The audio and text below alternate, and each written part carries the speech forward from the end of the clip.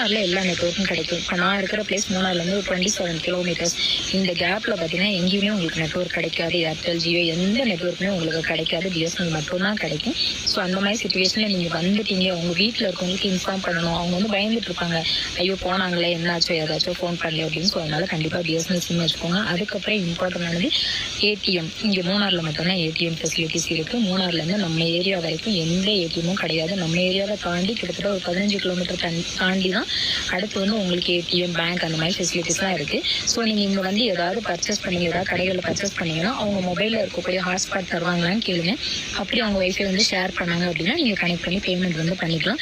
இந்த வீடியோ வந்து கண்டிப்பாக நிறைய பேருக்கு யூஸ்ஃபுல்லாக இருக்கும். நிறைய பேருக்கு வந்து ஷேர் பண்ணுங்கள். வரதா இருந்தால் கண்டிப்பாக இனி வந்து கான்டாக்ட் பண்ணுங்கள். ரூம்ஸ் ஏதாவது உங்களுக்கு வேணும் அப்படின்னா, பேக்கேஜ் எதுனா உங்களுக்கு அரேஞ்ச் பண்ணி தரணும் அப்படின்னாலுமே நீங்கள் வந்து என்கிட்ட வந்து கேளுங்க. அதுக்கு உண்டான ஸ்டெப்ஸ் வந்து நான் எடுத்துகிட்டு இருக்கேன். Thank you so much.